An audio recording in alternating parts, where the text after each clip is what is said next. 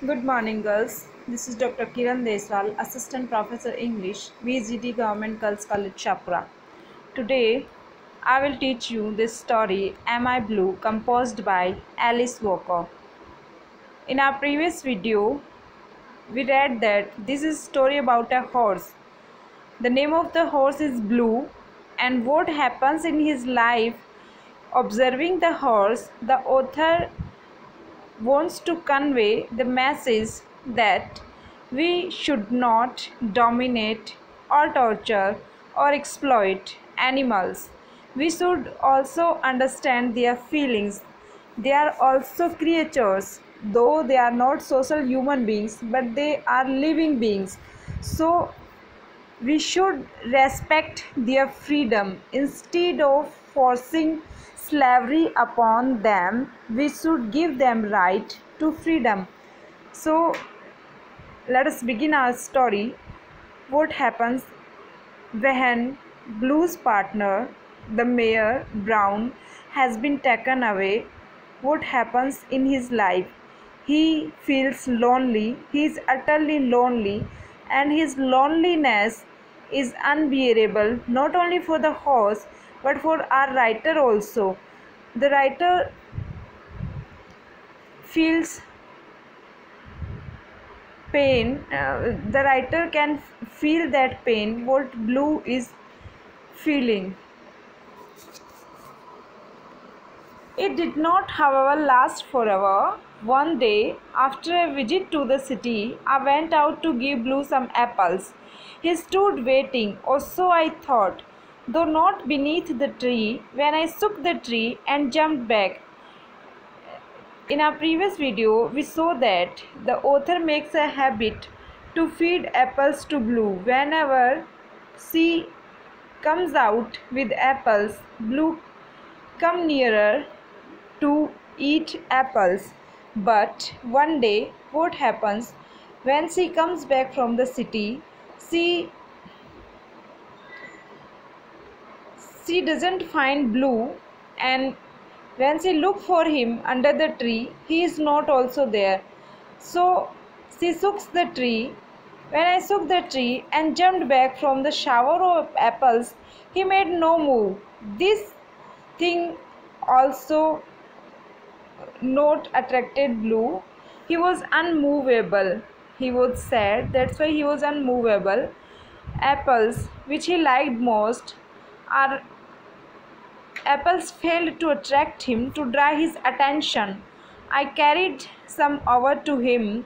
He managed to half crunch one.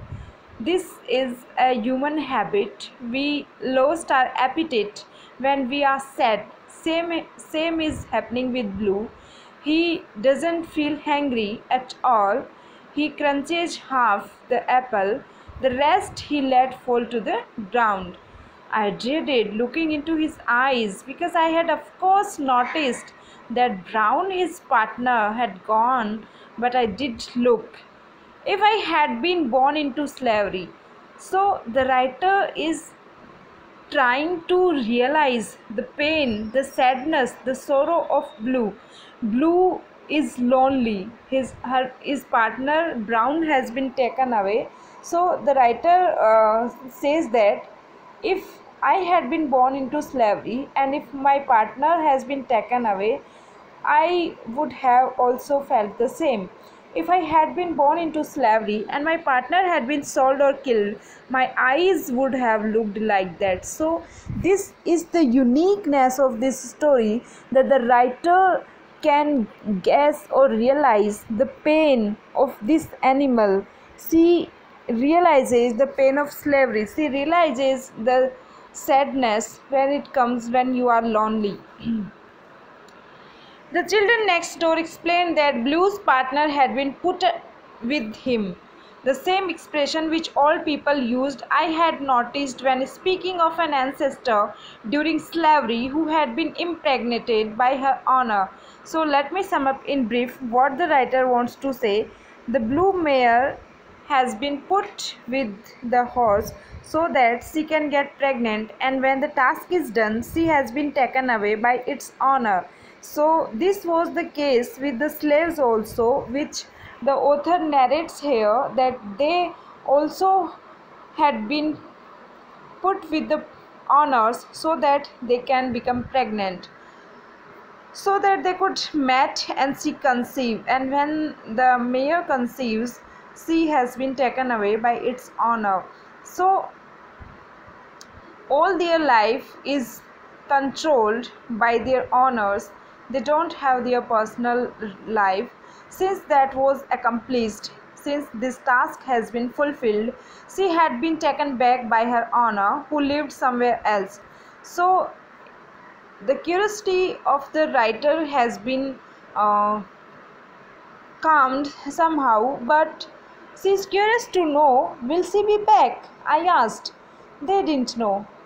It was unknown to the children. Blue was like a crazed person. In the whole story, we can see that the writer nowhere takes him to be an animal. She takes him to be a person, a human being. Blue was like a crazed person. Blue was to me a crazed person. He galloped furiously. Same which happens with a lonely lover happening with Blue.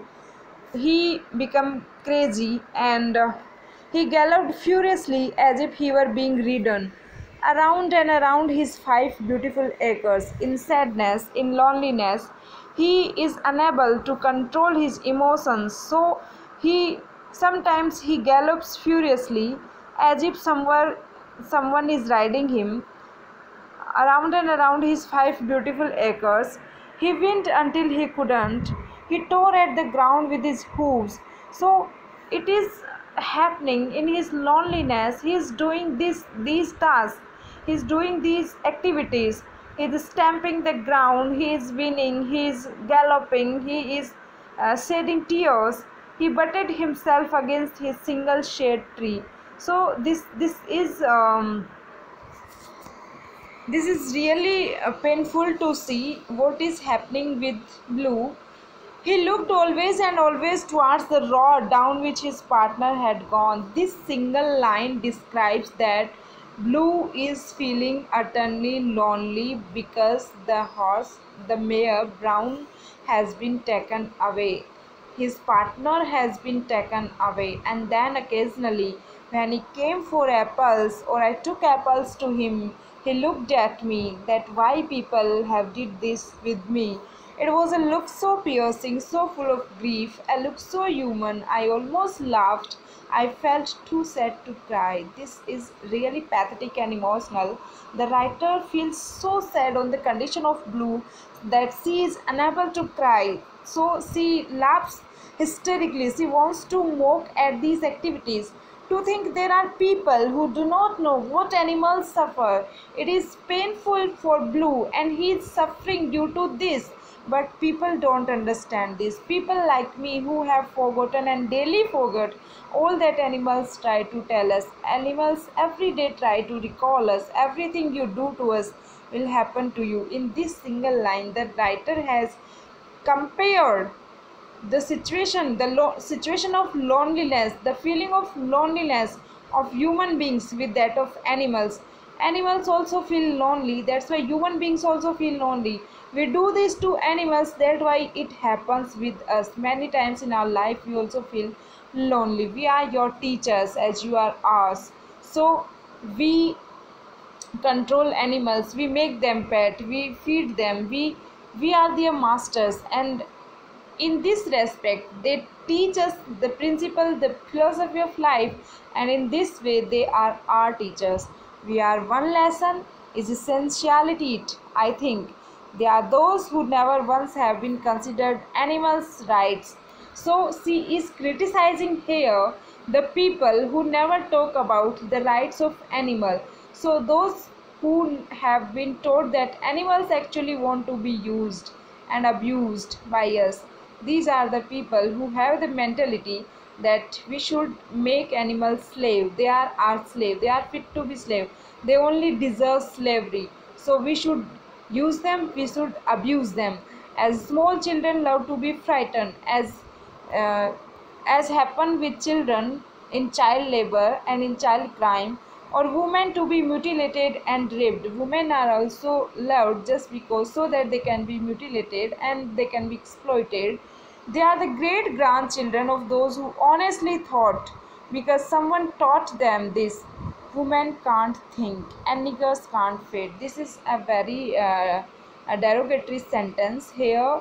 The people of conservating mentality, who think that who thinks that only men are superior. They think that women can't think, women don't have brain, and it's a very derogatory thinking. It's a very narrow mentality. They just underestimate the potential of a race, that is of women. And niggers can't faint. By these two sentences they find the pretense, they find the reason, so that they can enslave women and niggers. They enslave women by saying that you don't have brain, you can't think something properly, and they make slaves to them. They always make them realize that you don't have brain, so you can't think properly, that's why you deserve the second place, you can't be at a man's place. And niggers can't faint. But most disturbing of all, in Blue's large brown eyes was a new look, more painful than the look of despair, the look of disgust with human being. And this single thing make Blue disgust human beings, just because he hates human beings, just because human beings don't do good with him. They are selfish, they just fulfill their selfishness. With life, the look of hatred, and it was odd for the look of hatred did. Whenever we hate something, we don't even like it. It gave him for the first time the look of a beast. And we know that if human beings just do love each other, and if someone hates, they are beast. And this hating thing makes Blue a beast, an animal. And what that meant was that he had put up a barrier within to protect himself from further violence. That's why he is protecting himself, he is reserving himself, so that no one can hinder his freedom again, no one can play with his emotions again. All the apples in this world would not change that fact, that Blue will not underestimate himself again. And so Blue remained a beautiful part of our landscape. No one can know the deeper feeling in his heart. No one can know how much lonely he feels. He just to be felt as an image of beauty on a 5-acre beautiful meadow pasture. Blue seems to be a beautiful part of that landscape, very peaceful to look at from. But who knows, there is a storm in Blue's heart. And from the window, while against the grass, once a friend came to visit and said, looking out on the soothing view, we just look on the surface. We don't want to get the real meaning. We don't want to get that there may be something painful behind some beauty, and it would have to be a white horse, the very image of freedom. So this is verbal irony here. It is very paradoxical. A friend of the writer saying that the horse is an image of freedom, but the writer wants to say that he has been forced to live there. He doesn't have freedom. He can't move anywhere with according to his will. His partner has been taken away uh, without his permission. So how can be this horse can be said an image of freedom? So we just enforce phrases on them, perfect images on them. We don't know the reality behind that. And I thought, yes, animals are forced for us merely to become images, for us merely images. She wants to convey that we force animals to become images forest so that we can fulfill our motto of what they once so beautifully expressed. And we are used to drinking milk from containers showing contented cows. Who knows whether the cows are contented or not, whose real lives we want to hear nothing about. Eating eggs and drumsticks from happy hens. How can a hen a hen can be happy when its eggs has been taken away, and munching hamburgers advertised by bulls of integrity who seem to be command their fate. So it is very paradoxical, it is very pathetic. As we talked of freedom and justice one day for all, when we talk that there will be justice, there should be justice for all one day, we sat down to sticks. I am eating misery, I thought, because animals are living in misery, and if I eat sticks, it means I am eating misery, I thought, as I took the first bite and spit it out. Somehow, the author wants to convey that we should be vegetarian, we should leave the habit of having goods and materials and edibles from animals. They have their rights, and we should not curtail their rights for our selfishness. Thanks for watching.